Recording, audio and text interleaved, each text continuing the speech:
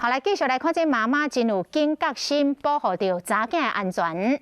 高雄一个妈妈载查囝去补习班补习，查囝落车入去大楼，试电铃要去伫楼顶。这个时阵，妈妈看到一个查甫人对着查囝入去，企图要对查囝坐电梯来就楼。妈妈感觉无对同，就甲查囝喊，叫查囝就倒来车顶。这个查甫人也是伫咧大楼继续来乱扫，哪像咧找目标。一直到补习班的主任接到消息来报警。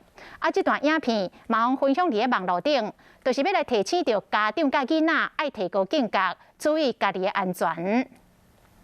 画面当中，伫补习班楼骹门卡口，查某囡仔行入去大楼，外口一个骑车的查甫人车停好对来入去。查某囡仔原本牛体温要试电梯去哩，听到妈妈甲话，阁行出去。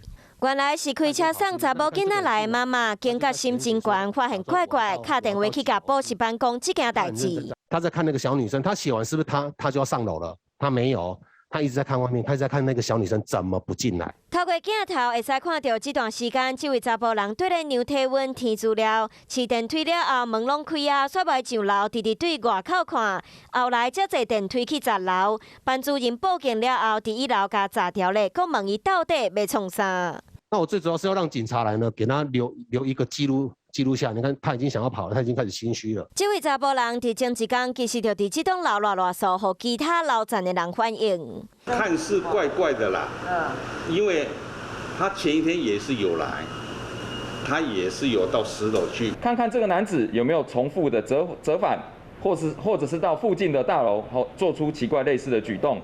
那所幸这个状况没有发生。 补习班透过实时的会谈，提醒其他的主管注意囡仔出入的安全。影片嘛，互热心的网友抛伫社团分享，希望家长接送囡仔到定点的时，爱搁较注意附近的状况，确定平安了后，才会当离开。